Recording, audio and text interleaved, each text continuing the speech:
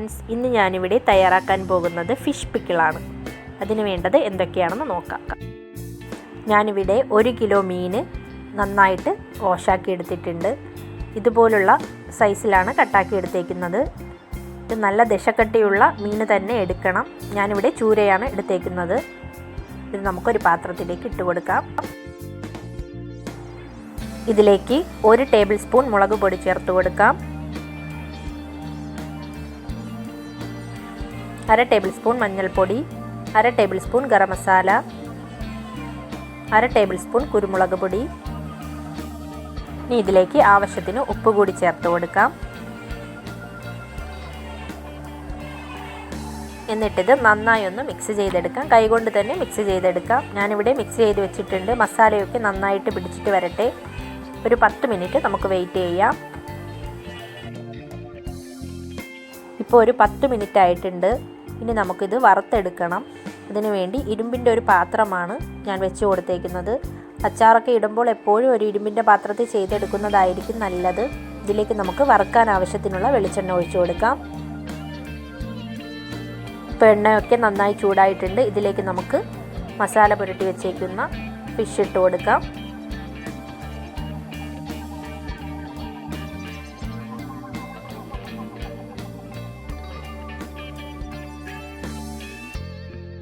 ഇപ്പോൾ ഒരു വശം നന്നായി ഫ്രൈ ആയി വന്നിട്ടുണ്ട്. ഇനി നമുക്ക് തിരിച്ചിട്ട് ഫ്രൈ ചെയ്യാം. ഫ്രൈ ചെയ്യുമ്പോൾ നല്ല ഡീപ്പായിട്ട് തന്നെ ഫ്രൈ ചെയ്തെടുക്കണം, അല്ലെങ്കിൽ നമ്മുടെ അച്ചാർ കേടായി പോകും.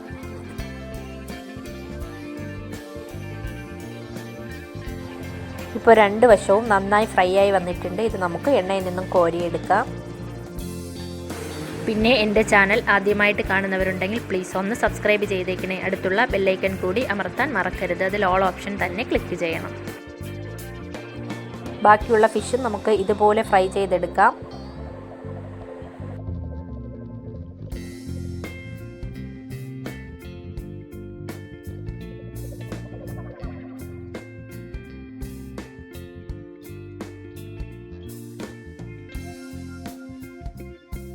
ഇപ്പോൾ ഒരു വശം നന്നായി ഫ്രൈ ആയി വന്നിട്ടുണ്ട്. ഇത് നമുക്ക് തിരിച്ചിട്ട് ഫ്രൈ ചെയ്തെടുക്കാം.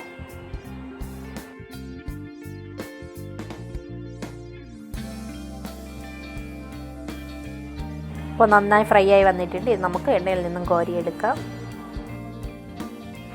ഇതുപോലെ ഒരു ഫിഷ് പിക്കിളും ഒരു ഒഴിച്ചുകറിയും ഉണ്ടെങ്കിൽ തന്നെ ചോറ് കഴിക്കാൻ ഇത് തന്നെ ധാരാളമാണ്. ഒരുപാട് കറി വെക്കേണ്ട ആവശ്യവുമില്ല. ബാക്കിയുള്ള ഫിഷും ഇതുപോലെ ഫ്രൈ ചെയ്തെടുക്കുകയാണ്. ഞാനിവിടെ ഫുള്ളായും ഫ്രൈ ചെയ്തെടുത്തിട്ടുണ്ട്. ഇനി നമുക്ക് അച്ചാറിടാൻ തുടങ്ങാം. ഫിഷ് ഫ്രൈ ആക്കിയ അതേ എണ്ണയിൽ തന്നെയാണ് അച്ചാറിടുന്നതും. ഇതിലേക്ക് കുറച്ച് കറിവേപ്പില ചേർത്ത് കൊടുക്കാം. ഇഞ്ചിയും വെളുത്തുള്ളിയും കൂടി ഞാൻ ചെറുതായി കട്ടാക്കി വെച്ചേക്കുന്നതാണ്.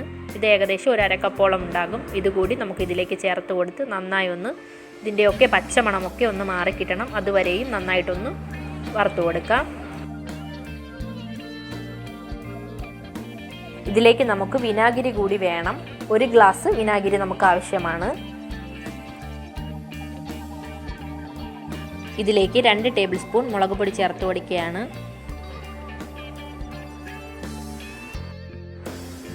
ഇതിലേക്ക് 1 ടീസ്പൂൺ ഉലുവ പൊടിച്ചത് ചേർത്ത് കൊടുക്കുകയാണ്. ഇതിലേക്ക് 1 ഗ്ലാസ് വിനാഗിരി ചേർത്ത് കൊടുക്കുകയാണ്.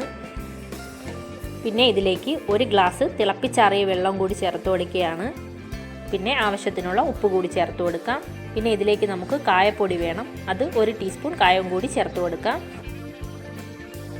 എന്നിട്ട് നന്നായി ഒന്ന് മിക്സ് ചെയ്തെടുക്കണം. ഒരു 2 മിനിറ്റ് ഒന്ന് ഇത് നന്നായി ഒന്ന് തിളച്ചോട്ടെ.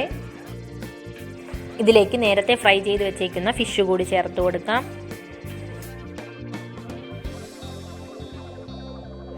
എന്നിട്ടിത് നന്നായി ഒന്ന് മിക്സ് ചെയ്തെടുക്കണം. ഞാനിവിടെ നന്നായി മിക്സ് ചെയ്തെടുത്തിട്ടുണ്ട്. ഇത് തണുക്കുമ്പോൾ നമുക്ക് ഒരു ഗ്ലാസിൻ്റെ കണ്ടെയ്നറിൽ വെച്ച് നമുക്ക് ഫ്രിഡ്ജിൽ സൂക്ഷിക്കാം. പിന്നെ നനവുള്ള സ്പൂണൊന്നും ഇതിലേക്ക് ഇടാതിരുന്നാൽ തന്നെ അച്ചാർ 1 മാസത്തോളം കേടാകാതെ ഇരുന്നുകൊള്ളും. ഇതുപോലെ എല്ലാവരും ഒന്ന് ട്രൈ ചെയ്ത് നോക്കണം.